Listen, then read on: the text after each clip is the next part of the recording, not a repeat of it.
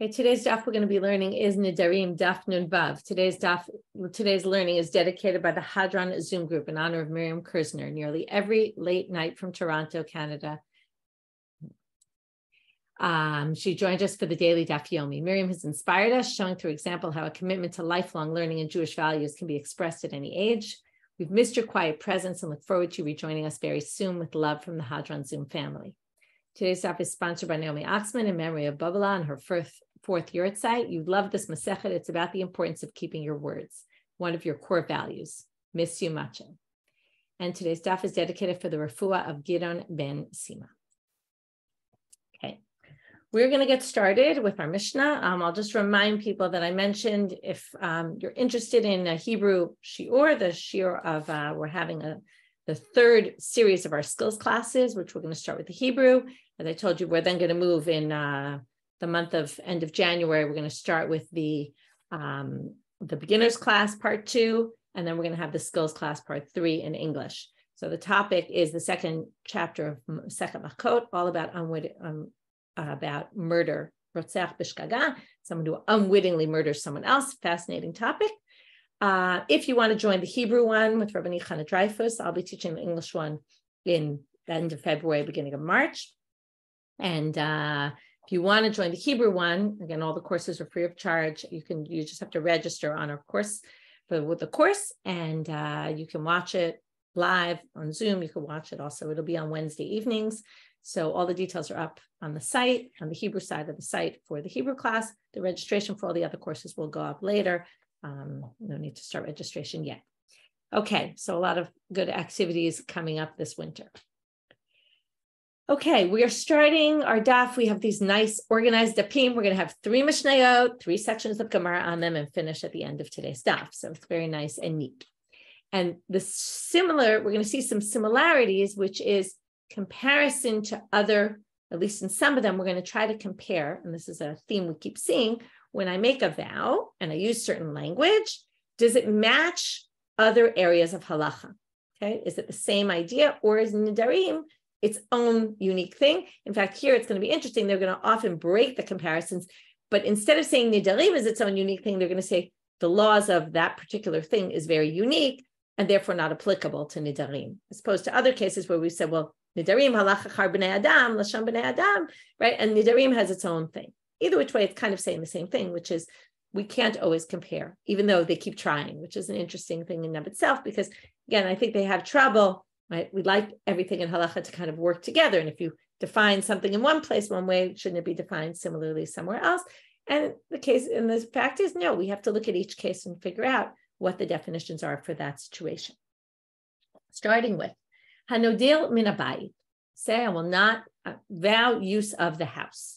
So what's included? Mutar ba'aliyah divrei Rabbi Meir. Rabbi Meir says you can go up to the second floor.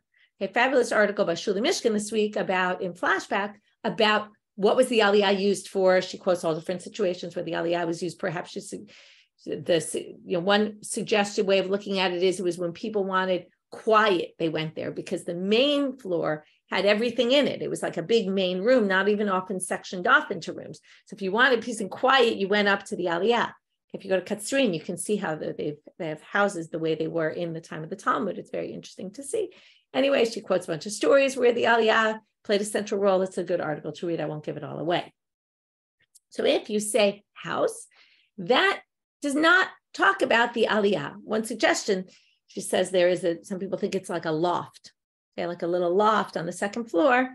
Okay, so now that's the aliyah is not included in the house. Chachamim obrim, what are you talking about? Aliyah b'chlal habayit, right? Sounds a little strange to say that the second floor is not part of the house. Of course, it's part of the house, right? So again, you have to think about houses maybe differently than they are now, and the use of the aliyah maybe was a little different than the use of ours. But this is a debate between Rabbi Meir and Chachamim. We're going to see a similar debate in the next Mishnah about whether one language includes another, right? Can we say that a general word includes a more specific term or not necessarily? But they all agree that hanoder min aliyah mutar b'bayit. But if you said, I'm not going up to the second floor, then you're obviously allowed in the house because you clearly said second floor and you didn't mean.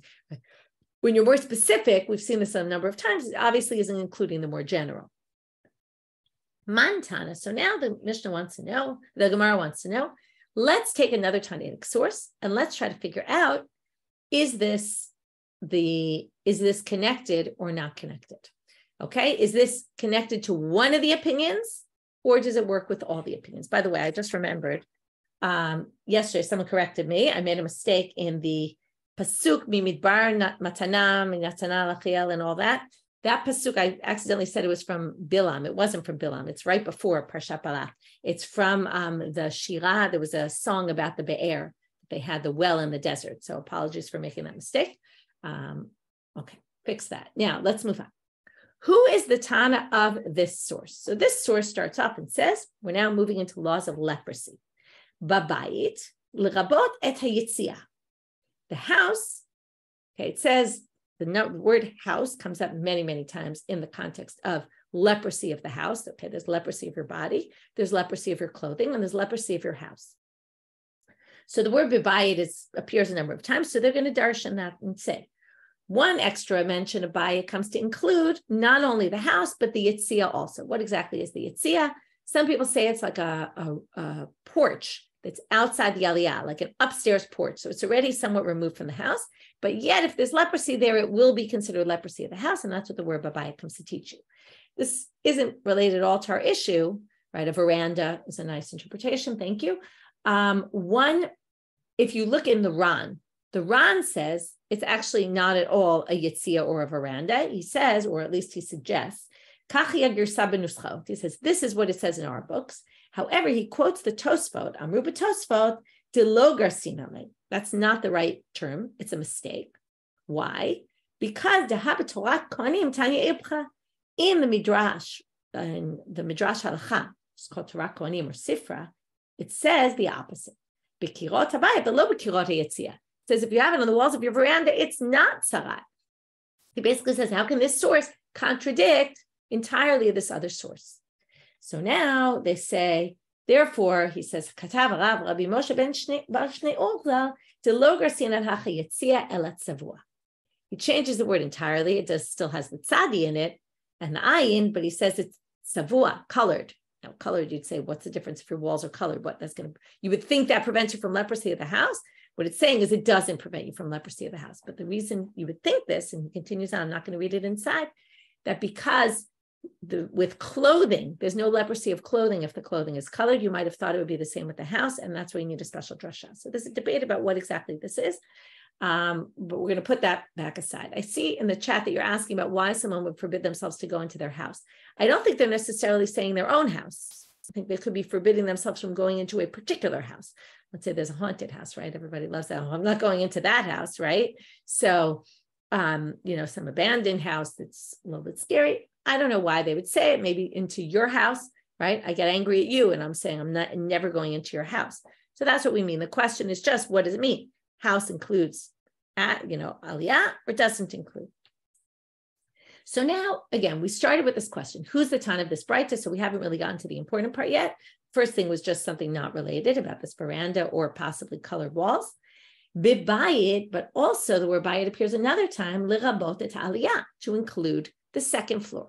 Okay, now what does this have to do with us? Well, Amar Rav Chisda, Rabbi Meir, this must be Rabbi Meir, who doesn't normally include aliyah in the word house. If I vow for my house, it doesn't include my second floor. Why? Di'i Rabbanan, if you say it's the rabbi's opinion, the whole reason you need a verse to say bayit comes to include something is because you wouldn't have assumed it was included, and you need a special drasha only because bayit appeared so many times. Can we take it and say, this word bayit must be coming to include the aliyah, the second floor? But if you didn't have that, it wouldn't include it. So that sounds like Rabbi Meir. So the first attempt is to look at this and say, this is just like our Mishnah. Is bayit included in aliyah? And the answer is no, because if it was included, you wouldn't need a special extrapolation of the verse to teach you that. And therefore, this must go by Rabbi Meir's approach, to which Abaye comes and says, no. Abaye Amar, afilu tema Rabbanan. I'm going to explain this according to the rabbis as well. Bayekha, you need a pasuk. You might have thought, even though bayit normally includes aliyah, maybe in leprosy laws are different. This is what I told you before in the intro to the class, that we're going to say there's all these unique drashot that appear by, or wording that appears by leprosy that makes leprosy different. So as opposed to saying Nedarim are a whole different thing, we're now going to say leprosy is a whole different thing, and therefore you can't learn from there the laws of Neder. Why? The verse says, okay, I'll read you the whole pasuk. Ki tavo el haaretz, I'm in Vayikra chapter 14, verse 34. When you get to the Eretz Canaan, asher ani noten lachem, you get to the land of Canaan that I will give you, la'achuzah, to live in. V'natati nega tzara bebeit eretz chuzatchem. There's going to be cases where there's leprosy in your house. And what does it say? The house of the land that you will claim ownership to.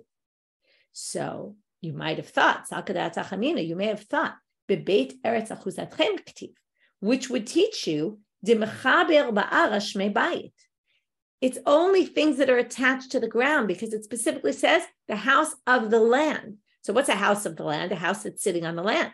The aliyah is sitting on the first floor, right? Not on the land. Aliyah, halo mechaber ba'ara. So you might have thought aliyah is excluded from the bayit specifically by bayit benuga. Bayit benuga is only the bottom, okay? And therefore, this has nothing to do with normally bayit would include aliyah, theoretically, you could say.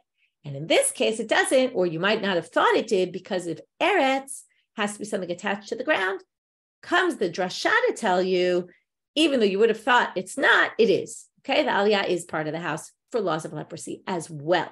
And then it doesn't have to do with this machloket in the slightest. Next attempt to take a source and try to connect it with an opinion, one of the two opinions in our Mishnah, which also will be unsuccessful. This is not a Tanaitic source. This is something an Amora said, and we're going to try to see, is this Amora talking only according to Rabbi Meir or also according to the rabbis? Now we're talking about laws of sales. If I sell you a property and I say, buy it bibeiti ani mocher lacha. Okay, I tell you, a house within my houses I am selling to you. And then you buy it from me, and then you come to get it. I can show you the second floor and say, this is what I sold you. So now, now it sounds like because I said a buy it in of my house, like a house within my house, then I could say, well, that included the aliyah. But it sounds like if I said of a buy it stam, but if I told you I was selling you a house, I can't come and give you the upper part of my house. Okay, and say, that was what I was talking about. To remember, the upper part of the house, while on the one hand, it's nice because it has privacy. On the other hand, it's a pain. You have to climb upstairs to get there. Often there was a ladder to get there. We see in a lot of stories, there's funny stories where they took away the ladder. They put someone in the room, they took away the ladder so they couldn't get down. So it's not as convenient. So if I rent you a room, right, and I say a house, I can't give you the aliyah according to this, it sounds like. Only if I said, bayit bebeiti, because then it sounded like I was talking about a house within a house, maybe, something like that. To which they say, Lema Rabbi Meir, this sounds like Rabbi Meir. Because again, that means bayit doesn't include aliyah. To which the Gemara says, Afilu tema Rabbanan, no. We can explain this according to the rabbis as well. And then now they're going to have a totally different interpretation of this whole thing. Bayit bebeiti is not going to mean what we thought it meant. Aliyah is not even going to mean what we thought it meant. Okay, we translate aliyah. First of all, the word aliyah, means many different things, right? Aliyah means to make aliyah to Israel. Aliyah, right? It means to go up. So aliyah is also the second floor. What else does it come from? The same root as me'uleh, the best. Okay, in Hebrew, me'uleh is great. It's something that's the best. So afilu tema Rabbanan, my aliyah, me'uleh shebebatim. What you meant was the best of my houses. So now let's read it from the beginning. What Rav Huna Bar Chia says in the name of Ulla is, if I say bayit bebeiti, what do I mean by bayit bebeiti? The best of my houses, okay, which could mean one of two things. Either I have a bunch of houses and I'm giving you the best of my houses, and then what does it say? Mar'ehu aliyah. Now, instead of the way we read it, so many things change here in the reading. Before we read it as you can even show them the aliyah. Now we're saying you have to show them the aliyah, but the aliyah is not the aliyah. The aliyah means the best. You have to give them the best house. If you said the words bayit bebeiti, you have to give them the best of your houses. Some people say it means the best part of your house. Bayit bebeiti means the best part of my house. So again, that maybe is defined differently, but you'd have to find, the best, most important area of your house, and that's the section you have to give them. Again, me'ule, not the aliyah, not meaning second floor, aliyah meaning the best part of your house. So this source, in the end, has absolutely nothing to do with our case. It's not like even the tzarat, where we say, okay, these are two different, it's a unique halacha by tzarat, or unique definitions by tzarat, because of what you might have thought. This is just has absolutely nothing to do with aliyah. It's not even talking about the second floor. New Mishna. Hanodil min hamita mutal b'dargash. If you say, I won't sit on the bed, you can't sit on the dargash either. I'm sorry, you can't sit on the dargash. Divrei Rabbi Meir. Rabbi Meir says dargash is a specific type of bed. You might remember this. We learned all about this in Moed Katan when we talked about this minhag they had to turn over the beds. Okay, which there's all different possibilities about why exactly you're doing this, and we're going to see some things about it today. They would turn over all the beds, and the dargash has a different halacha than the beds in terms of this halacha. We'll get to it. But basically, we're going to say the mitah is different from a dargash. Right now, we have no idea what a dargash is. We're going to get to it in the Gemara, and even in the Gemara, they're going to struggle to figure out what exactly it is. So if you vow from beds, according to Rabbi Meir, dargash is something else. It's not considered a bed. Chachamim omrim dargash bichlal mitah. The rabbis say, just like in the previous, aliyah is part of bayit, dargash is like a bed. It's a type of bed. So what's the difference? Mitah is a general term. It includes the more specific. Everyone agrees, though, hanodir min dargash mutar b'mitah, exactly same structure as the last Mishnah. If you say from the dargash, obviously you're permitted to the bed because a dargash is a unique type of bed. Any other bed is obviously not included in that. To which the first question the Gemara asks is, my dargash. What is a dargash?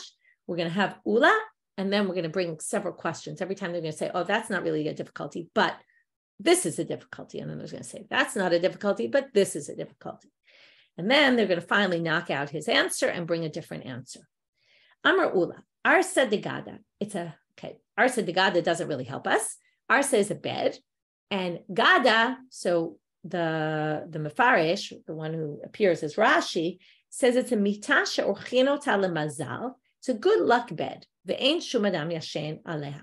Now it's interesting to note the Gaonim actually say that this is a bed designated for the angel who guards the house. Okay, and then there's all these people who go against this and say this is right. It's like idol worship. What do you mean? You have a bed for an angel in your house? You know, kind of like the kisei Eliyahu that nobody ever uses. Okay, no matter how you understand this, whether it's a good luck bed or whether it's actually designated for the guardian of the house, nobody would actually use this bed. Okay, so the question is, right? This bed, it's very interesting, this debate about whether it's for angels or not. And there's a whole thing, if you know, like in Slichot, there's all these tefillot for angels, and some people are against the prayers for the angels, and some people are for them, you know, and there's always this deliberation between different schools of thought about how we view angels in this world, right? And are we supposed to, right? And is worship of angels or any kind of thing that seems like worship of angels, is that bordering on idol worship or not? And there's those who are for it, those who are against it. So this also comes up in this context of this discussion. In any case, he suggested some good luck bed. Amrulei Rabbanan le'Ulla. So now the rabbis say to Ulla, wait a minute. Again, we're going to bring in other sugyot and compare. Haditnan, it says in the Mishna in Sanhedrin. In Sanhedrin, the second chapter talks about unique halachot. There it's talking about judging, but then it moves into all sorts of unique halachot for a king, for a kohen gadol, okay, and for certain leaders of society. So when it's talking about the king, it says, Kishehen mavrinoto. It's actually interesting in Rashi there, it says, Le Kohen Gadol, but the notes on the side say it's a mistake because it's not the Kohen Gadol, it's actually the king. Anyway, Kishehen mavrinoto, when you do what's called the Sudat Havra'ah, after the burial, go home and you eat a meal, and usually people serve you that meal. So when they sit to eat that meal, the king, Kol ha'am mesubin al haaretz, they all sit on the ground, dargash, and he sits on this dargash. Now, if you say it's this good luck bed that nobody ever sits on, kula chata all year long, lo yativ alai, he doesn't sit on it. Ha'u yoma yativ alai, and specifically you're going to use this good luck bed on the day that you're sitting in mourning for somebody? That sounds crazy. To which matkipla Ravina, there's a strange use of matkipla. Matkip is usually an attack on something. So usually it's an attack on an explanation. This is a contradiction to what to Ulla, and then we're attacking the attack on Ulla. It's like an attack on the attack. Okay, so another proof that in in Nedarim, they often use different language than normally used. In any case, Ravina knocks out this koshi, this difficulty, and says this is not difficult. Why? Okay, apparently this is interesting because we don't usually drink wine the first meal, but says here, just like you serve meat and wine at that meal, all year long, if you want to eat, you don't want to eat, I don't bother you, right? I don't force you to eat if you don't want to eat. But that day, we serve you and we insist that you drink meat, eat meat and drink wine. Okay, we don't necessarily, again, this shows a custom they did then. We do serve people the Sudat of Ra'an. We do insist people eat, but not necessarily meat and wine. And there's actually an issue with wine. Again, it's not so clear here, but right, it's clear that there was a different custom then. That's clear. In any case, what do we see here? That just like we give them meat and wine, now the assumption is, why are you giving them meat and wine? To make them feel better, right? Like these things are calm you down, make you feel better. So just like that, theoretically, maybe specifically on that day, they need a little bit of consolation. We're going to sit them on that good luck bed. So it's not such a crazy thing. You could still view that source together with Ulla's explanation. But that might not be a difficulty. Ella hakashi, but here's a difficulty. So difficulty number 2, Ditanya.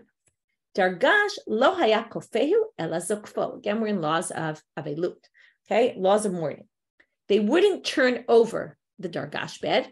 They would stand it up. Now, what does it mean stand it up? Some people say it means they just don't turn it over. You leave it on its regular. Some people say you stand it up on its side, as opposed to turning it over entirely, right? Flipping it fully. The top is the bottom.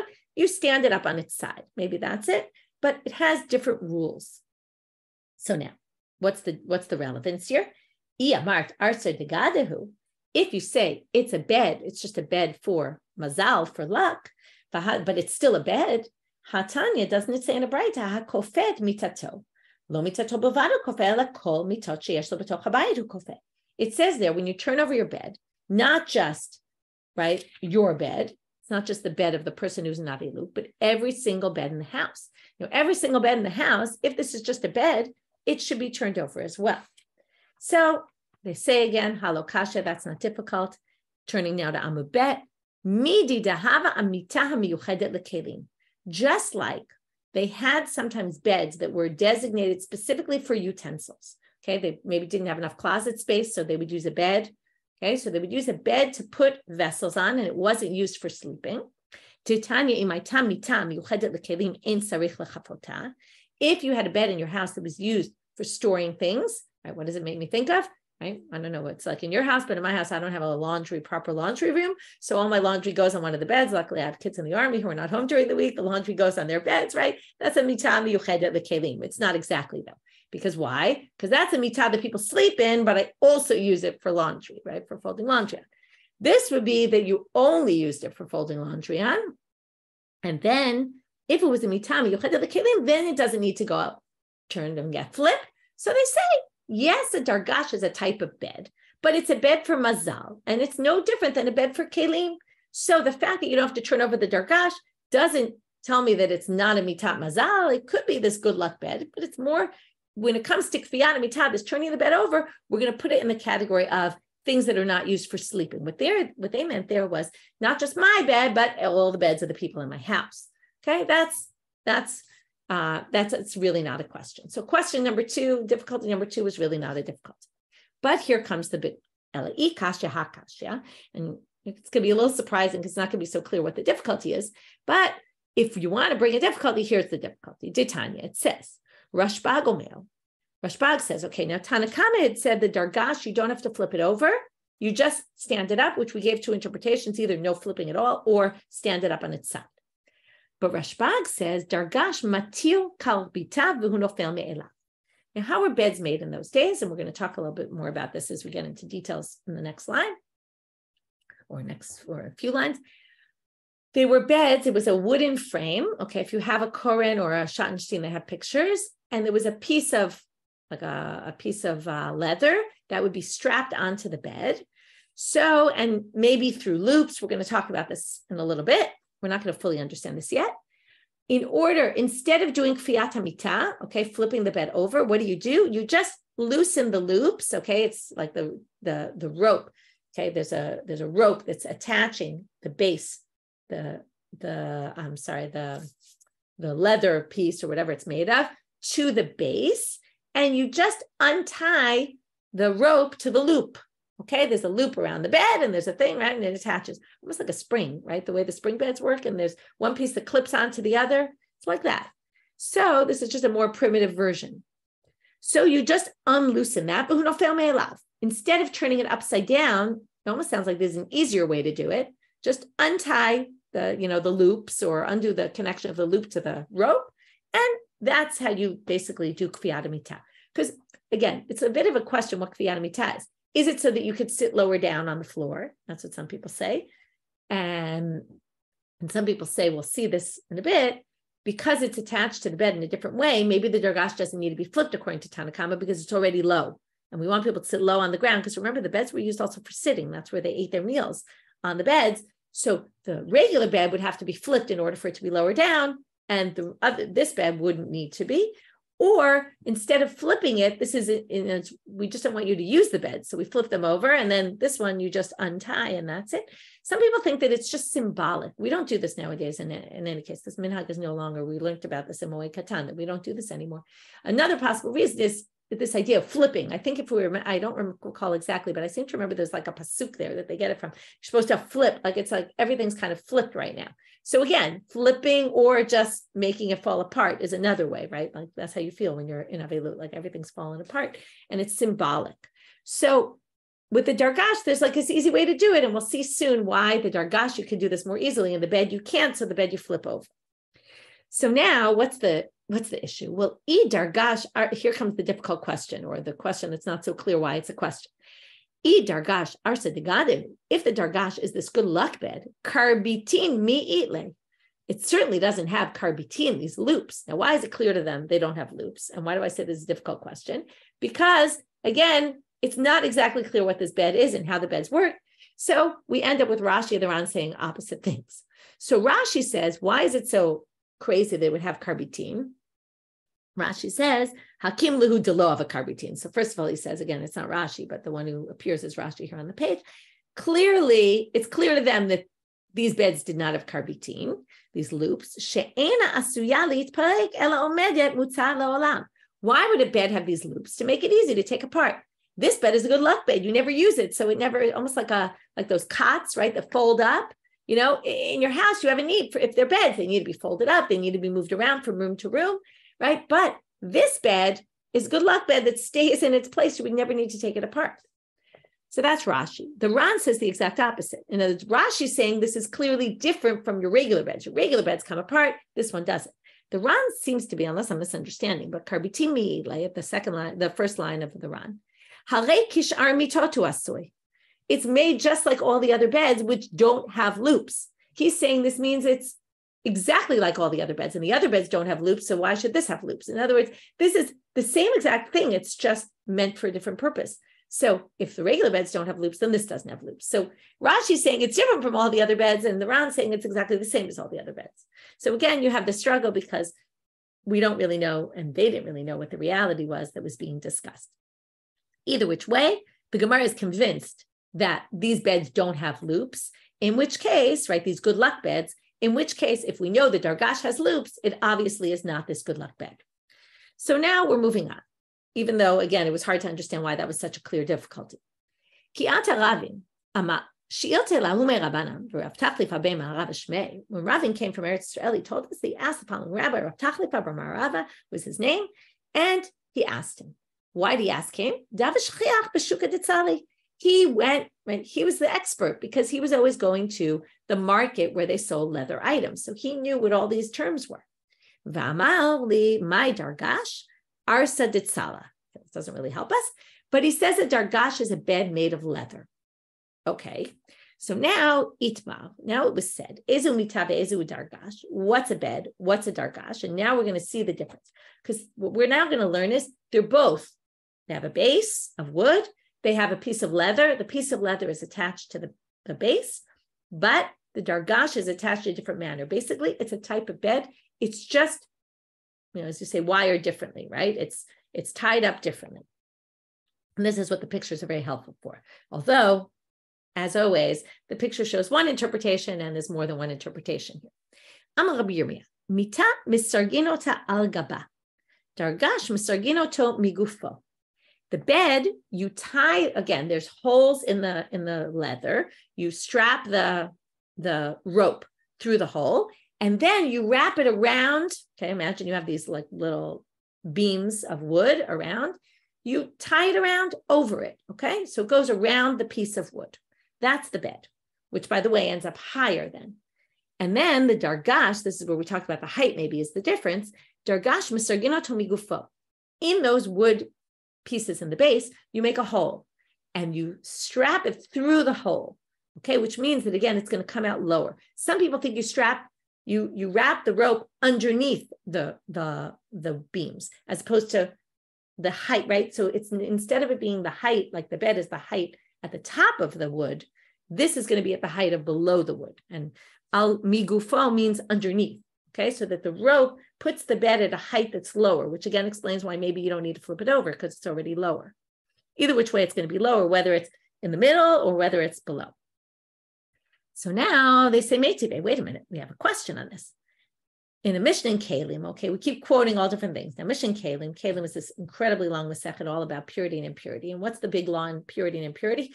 When does the vessel become impure or susceptible to impurity? Once it's a finished product. Before it's a finished product, it's not a kli, it's not a utensil. If it's not a utensil, it can't be susceptible to impurity. So the question asked here in this Mishna is, kli eitz mei matai mekablim tumah. If they're wooden utensils, when do they become considered a utensil? That it's going to be susceptible, or a vessel, that it will be susceptible to impurity. Hamita v'ha'arisa, okay, a bed and an arisa, which is like a type of bed, maybe a crib type thing. Misha yishufein be'or hadag. Once you sand it using the skin of a fish. Now, forget about the skin of the fish here, but that's not the important part. But al-gabat is an interesting question. I don't fully understand it, but if you're going to wrap the rope around the wooden pieces of the bed, lama li shifat or adag, why is it so important that you sand it?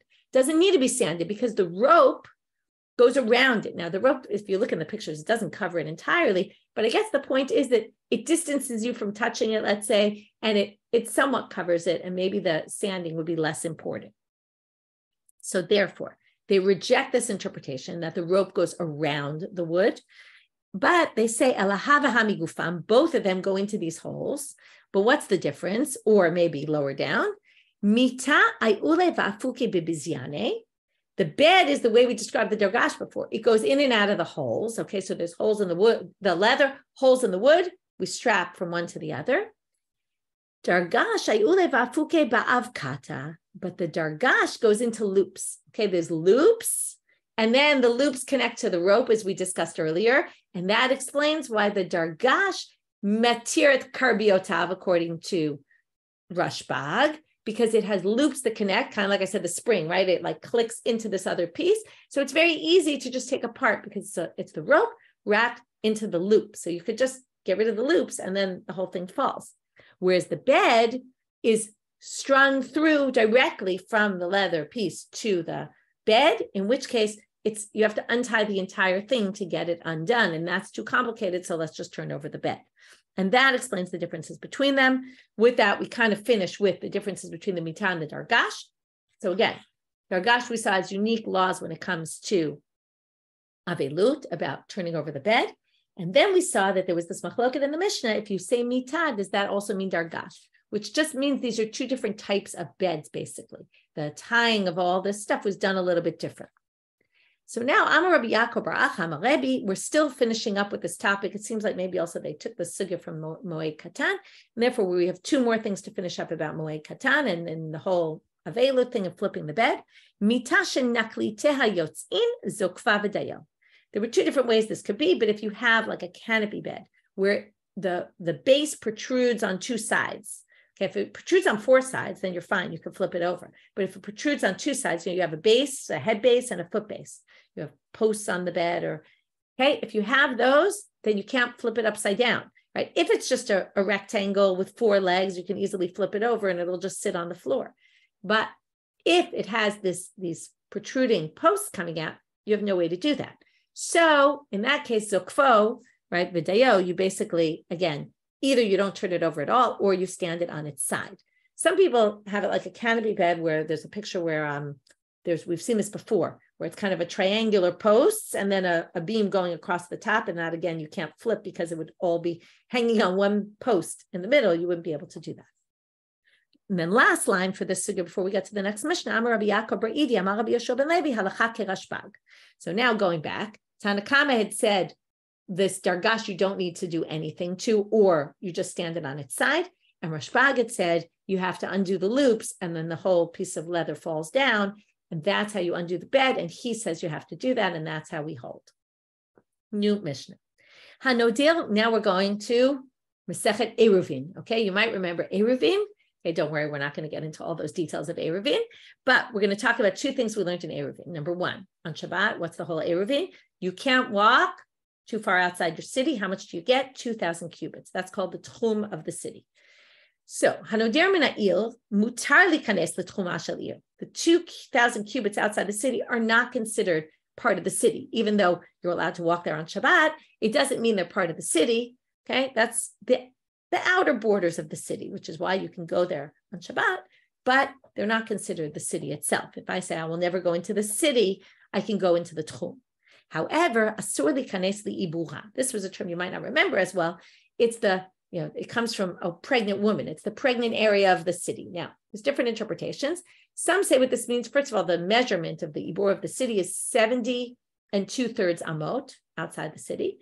Either it means that if you take the city, and the city is, let's say, a round circle, and you basically measure 70 2/3 cubits around the city, and the around the perimeter of the city, that will be the ibur, and that is considered part of the city.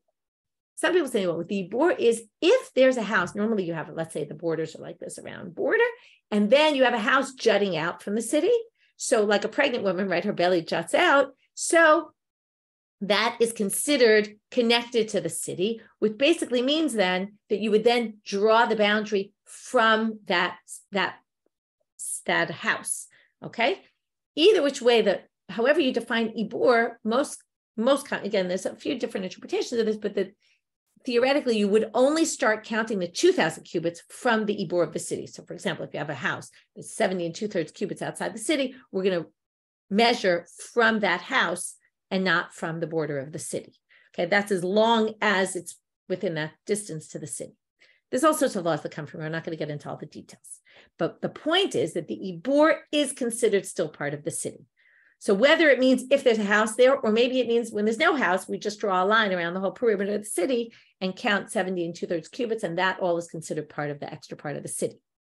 Aval hanoder min habayit is a different thing. I don't know why the word aval is here, but if you say, I will not go into this house, asur min ha'agaf v'lifnim. Now, where do we measure the house?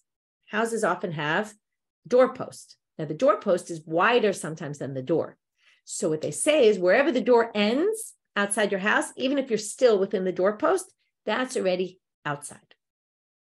So the first thing we're going to do is deal with this ibur, 2 short sugyot, and then we're going to deal with this outside of the house part, the part that's under the doorpost, but beyond the line of the door is outside your house. And we're going to question that from a sugya in leprosy again. We're going to end with leprosy. So now the Gemara starts off and wants to know, how do you get that the ibur is part of the city and the techum is outside the city? Now, even though in Nedarim, we generally say it goes by what people say, and we don't normally learn it from psukim, but when we can learn it from a pasuk and that doesn't contradict the usual use, then we can learn it from a pasuk. So we're going to learn each of these from 2 psukim, one from Yehoshua and one from the Torah. How do you know the ibur of the city is like the city? I'm not sure if you ever paid attention to this pasuk, but it's very clear. There's an issue here. When Yehoshua was in Jericho, now, my Yericho, how could he have been in Jericho? If he was really in the city, what did it say, right? This is when they blew the shofarot and the walls came crumbling down. So, said it's a closed city, right? There was the wall around, nobody could get in, nobody could get out. So of course, he wasn't in the city. So therefore, he must have been in the area of 70 2/3 amot outside the city. Okay? So then they say, maybe he was in the techum of the city. Maybe it was within 2,000 cubits and it's still called the city. So they're assuming because it says he was in Jericho, that means this is the city. So how do we know techum is not part of the city? Haktiv b'techuma. This is where it's talking about the Levite cities, and it talks about the migrashim. There were areas. Every city had around it fields and all that, and they talk about what part of the city that they gave to the Levites. How do you draw the borders? And it says umadotem michutz la'ir, and you should measure outside the city 2,000 cubits. Notice the wording, outside the city. It says measure outside the city, which means the techum is outside the city. Otherwise, it would have said measure in the city, right? So because it says michutz la'ir, it's clear that the techum is outside. So now it's obvious from the Mishna, and they're going to say this, so basically, if I say I won't go into this house, once I get to the line of the door, let's say the door's open, wherever the door, if it were when it was closed, I can't go into that area. But I could be under the doorpost, right? You could imagine, especially if you go to the old city, there are these wide door frames. So if you walk into the area where the door frame is, but the door, right, where there's this, where put your mezuzah, but like they have all these nice arches or something. Imagine like this beautiful arch, very wide, but there's no door there, right? The door is further up.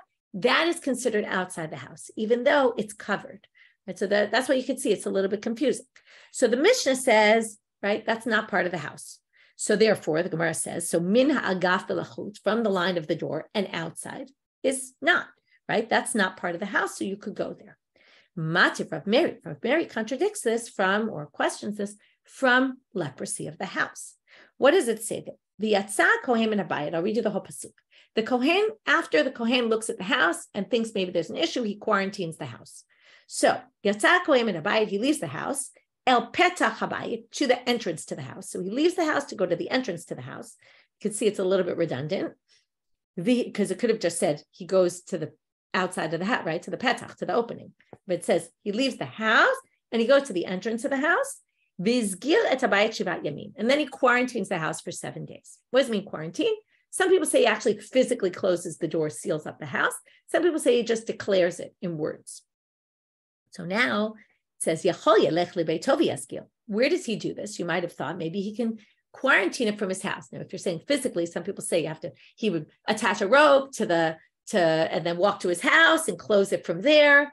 A little bit hard to figure out how he would do that. If it's just a declaration, it's very easy why he could do that from his house. Talmud Lomar El Petach Habayit, but you can't do that. That's why the pasuk tells you you can't just go to his house and do it from there. He has to do it right opposite the entrance of the house. El Petach Habayit. So if you say the entrance to the house, Yachol Yamod Tachan HaMashkof Yazgil, maybe he could stand within the doorpost and do it from there, which is this area that we just said is outside the house. So now they say no. Talmud Lomar Min Habayit. Pasuk says, but Yatzah Kohen min habayit, he has to leave the house. It means he has to leave the whole premises of the house, even that area where the door is, the door frame. So ad sheyetzeh min habayit kulo, he has to entirely leave. So haketzad, how does he do it? How is he both by the entrance but not by the entrance? So very simply, omei b'tzad hamashkof v'yazgil.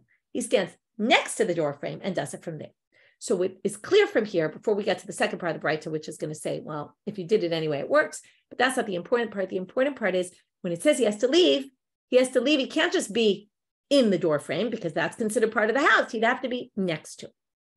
The Braita continues, what if he goes to his house, and he did it from his house, he quarantined it, or he did it under the doorpost, the door frame, how do you know that it works?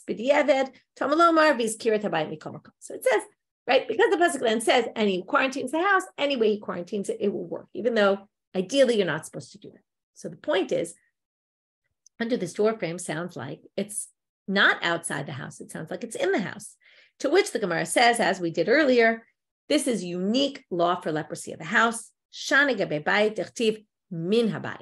It could have said, as I told you earlier, it could have just said he leaves and goes to the entrance of the house. But it said he leaves from the house, which is really not necessary. So from there, you learn ad sheyetzeh min habayit kulo. For laws of leprosy, that's too close. He needs to go a little bit further away. He can't be within the frame of the house. But when it comes to a neder, that's something different. Okay, this is just a unique law by leprosy. By neder, that part wouldn't be considered part of the house.